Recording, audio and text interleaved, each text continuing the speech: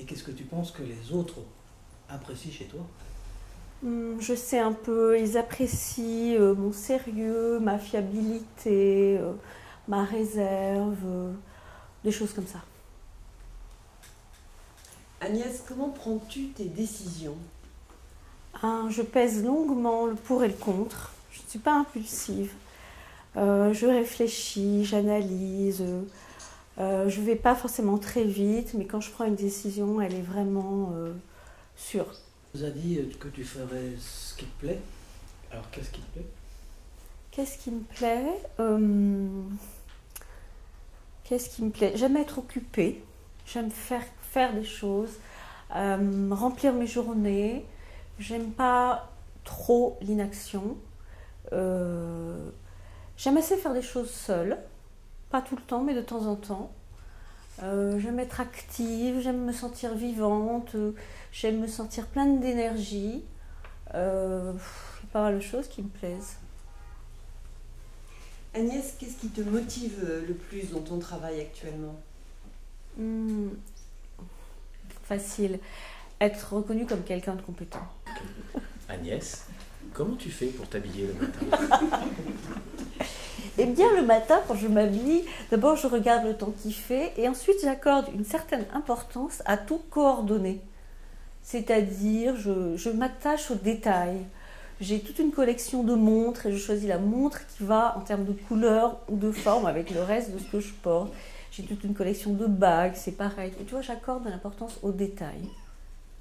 Donc je coordonne, c'est ça ce qui m'amuse. Agnès, quel est le comportement qui t'énerve le plus chez un interlocuteur? J'aime pas du tout qu'on me manque de respect. Comment tu choisirais une voiture? J'aime assez les voitures. J'ai souvent changé de voiture. Je suis assez sensible à la marque et à l'esthétique, à la forme, à l'élégance d'une voiture. Oui, ça m'intéresse assez les voitures. Quel est le genre de film que tu apprécies? J'aime les films et les romans d'ailleurs et les livres dans lesquels je m'attache aux personnages. Et si je me sens en lien, je crois aux personnages, ils m'intéressent ou ils me touchent, alors je suis emmenée, transportée. Qu'est-ce qui te perturbe le plus dans ta vie professionnelle? Si on ne me reconnaissait pas de compétences, si on me disait ce que tu as fait, ça vaut rien, je sais pas quoi, ça me perturberait beaucoup. Si tu dois faire un reproche à quelqu'un, ça serait plutôt sur quel thème? Ici, faire un reproche ici? Non, pas ici, en général dans ta vie. Ça serait que tu n'as pas tenu parole. Savoir, est-ce que tu as préparé à l'avance tes vacances? Le moins possible. Et pourquoi? Parce que je déteste ce qui est préparé. 15 jours. Et tu as des projets pour la rentrée? J'attends qu'on me sollicite pour en avoir, j'attends que ça. Donc c'est pas la peine que je m'use à chercher, à faire des choses quand il n'y a personne. Est-ce que tu fais de la prospection commerciale ou est-ce que tu attends plutôt qu'on vienne te chercher? J'attends qu'on vienne me chercher. Est-ce que ça représente une difficulté pour toi d'aller vers les autres? Non. Et qu'est-ce qui t'énerve chez quelqu'un lors d'une formation? Les personnes qui veulent vérifier chaque point l'un derrière l'autre, que les choses se fassent dans un ordre très précis, tel que prévu dans l'agenda. C'est pour ça que je ne donne pas d'agenda au moment où je commence les formations. Qu'est-ce qui te motive le Ce qui me motive, c'est à la fois deux choses, la difficulté, les défis, et en même temps, ce qui fait la raison de mon métier, c'est d'apporter des solutions, un bien-être autour de moi. Une journée réussie pour toi, elle débute comment? Elle débute bien. Oui, et comment? Et je le saurai à la fin de la journée, mais je vais tout faire pour. Donc concrètement, tu n'as pas de rituel? Absolument pas. D'accord. A contrario, quelles sont les missions que tu n'aimes pas faire et que tu aimes déléguer et pourquoi? les missions sans être péjoratives de type besogneux, où on doit faire les choses une après l'autre avec beaucoup de lenteur, je vais pas être bon là, je vais pas être bon là-dedans. Donc surtout je vais pas le faire parce que je veux que les clients soient très satisfaits. Nous, on est tous là à te regarder, on te pose un tas de questions et je voulais savoir comment tu ressens tout ça. Moi j'adore, je trouve que vous êtes des intervieweurs formidables. On t'a pas l'air de regarder trop ce qui se passe derrière toi ni le passé, mais est-ce que tu as un regret, enfin, si c'est pas trop indiscret?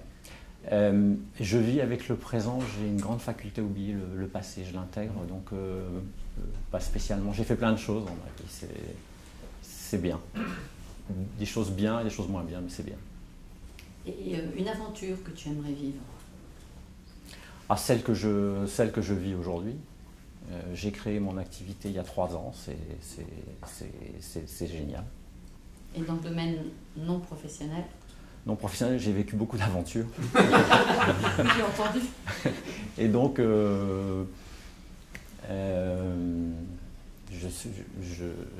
je sais pas. En tout cas, là où je suis, je fais en sorte que je profite de chaque instant. Voilà. Et si l'endroit est ensoleillé, c'est encore mieux.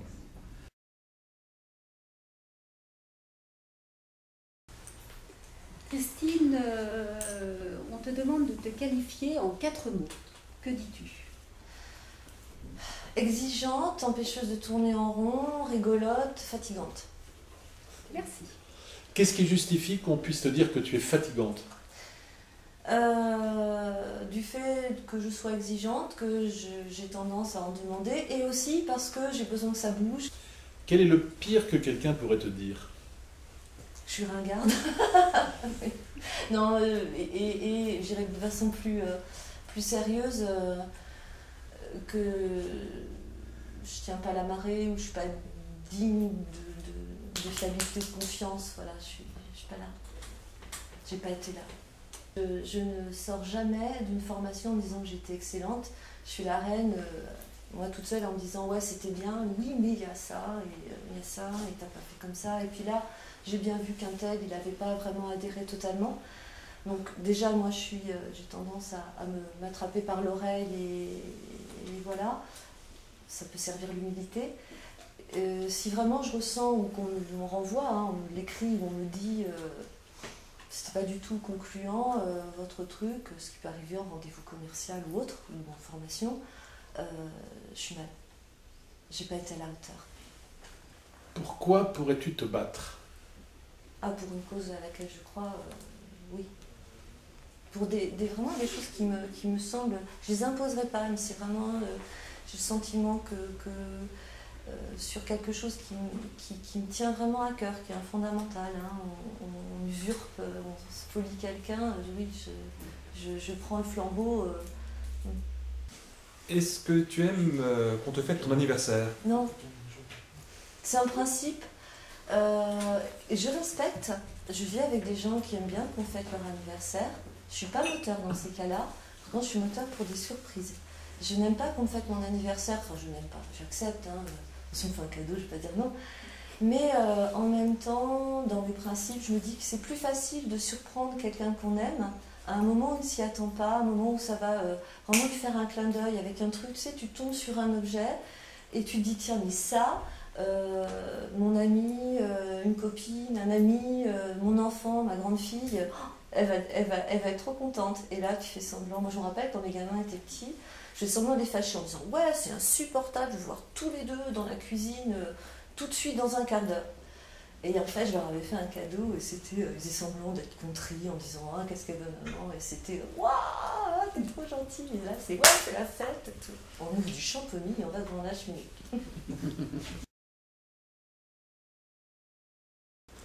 Gérard, qu'est-ce que tu as ressenti quand on t'a dit que c'était toi qui allais passer au film aujourd'hui?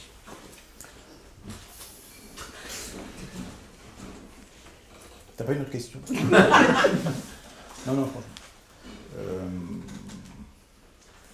J'ai rien ressenti. Gérard, tu aurais envie de travailler avec quelqu'un qui... Qui? Comment terminerais-tu la phrase? Ah. Comment compléterais-tu la phrase? J'aimerais travailler avec quelqu'un qui me fait rire. Quand tu veux te faire plaisir, Gérard, qu'est-ce que tu fais? Tu veux un exemple ou plusieurs? Gérard, de toutes les questions qu'on vient de te poser, laquelle as-tu préférée? Je ne me souviens pas de toutes les questions. Le type de séminaire que tu aimes animer aujourd'hui? Les séminaires où ça parle dans tous les sens.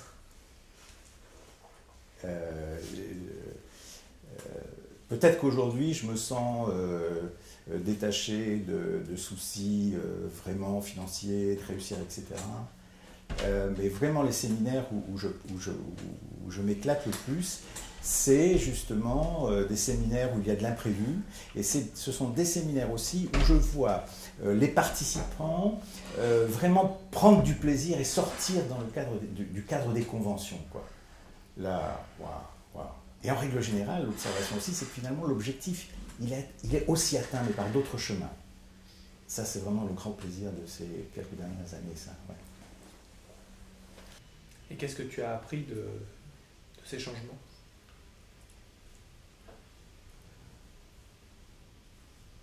J'ai l'impression que le rire me sauvait de pas mal de situations, me sauvait au sens de m'épargner, me protéger, enfin, je ne sais pas comment dire, quoi. Et ce que j'ai appris de ces situations aussi,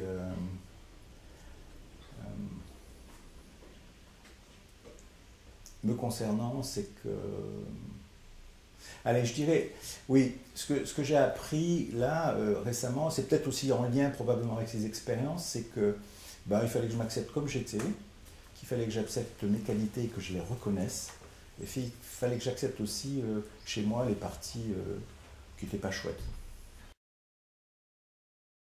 Jean-Bernard, qu'est-ce qui pourrait te conduire à démissionner de ton poste? Eh bien, c'est peut-être de ne plus trouver ce que j'ai aimé au début. C'est-à-dire la joie de vivre, la joie de travailler, d'avoir des choses amusantes aussi. Et qu'est-ce qui te donne la joie de vivre? Créer des choses originales. Merci. C'est quoi une journée réussie pour toi? C'est une journée où je me suis levé avec beaucoup de dynamisme et puis j'ai fait beaucoup de bien autour de moi, j'ai travaillé, j'ai donné, j'ai échangé et puis ça se termine bien. Quand tu fais un cadeau, qu'est-ce que tu aimes offrir? Tout, à partir du moment où ça fait plaisir et que je peux le voir dans le visage de quelqu'un. Qu'est-ce que c'est quelqu'un de bien pour toi? Quelqu'un de bien, c'est quelqu'un qui a donné quelque chose aux autres. Est-ce que tu as un ou des héros? Des héros, oui, mais ce serait plus des personnes que des gens imaginaires. C'est des gens qui ont fait quelque chose de bien. Nelson Mandela, par exemple. Qu'est-ce qui te dérange particulièrement chez un interlocuteur? Qu'il assène des vérités et qu'il ne laisse pas de place à l'autre. Qu'est-ce que tu regardes à la télévision? Les infos. Je n'arrive pas à trouver mon bonheur dans le reste. Même si le bonheur est dans le pré, pareil, mais non, j'y arrive pas. Donc, beaucoup d'infos. Tu passes là en 5e position. Est-ce que tu aurais aimé passer plutôt le premier, ou est-ce que le fait que, on va dire, les prestations précédentes aient été excellentes te met une pression? J'ai pas ressenti de pression particulière, mais c'est vrai que je me suis posé la question pendant que les autres passaient, de savoir si j'aurais pas aimé passer avant, ou comment ça se passerait pour moi après. Quel style de déco te convient le mieux? Plutôt...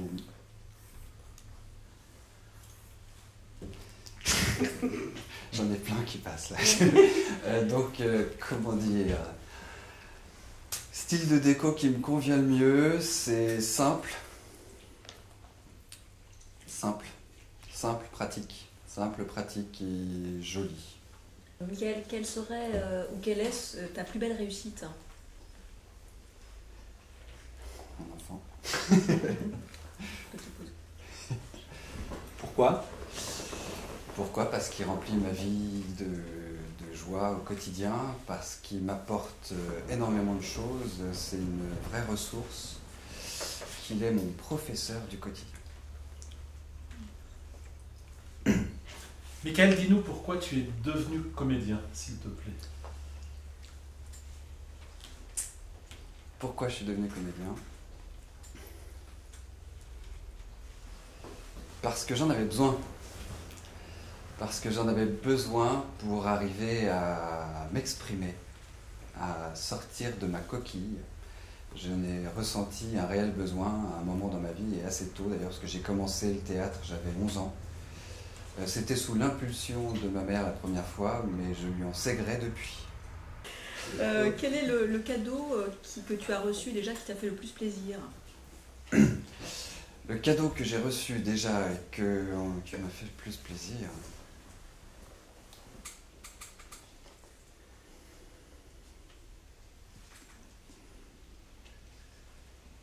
La première image qui me vient, c'est pour mes 18 ans, où mes parents m'avaient offert une petite voiture, et j'avoue que ça m'est resté comme un cadeau qui m'avait fait très plaisir. Comment te ressources-tu? Comment je me ressource? En famille. En fait, ouais. Là, j'ai l'image de moi en train d'être seul en famille. C'est-à-dire que j'ai cette faculté de pouvoir faire accepter aux autres qu'ils me laissent tranquille. Et c'est comme ça que je me ressource. J'ai besoin d'eux, ils le savent, je suis là, mais je ne suis pas vraiment là. C'est ça qui me ressource. Sinon, je vais marcher, ça me fait du bien. Sur quoi aimes-tu être sollicité?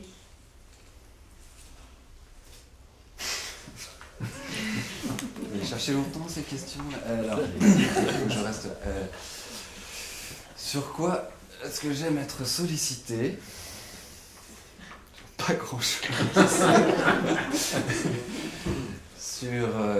Sur quoi? Sur le théâtre, quand on me propose un rôle, ça, c'est vrai que ça me fait plaisir.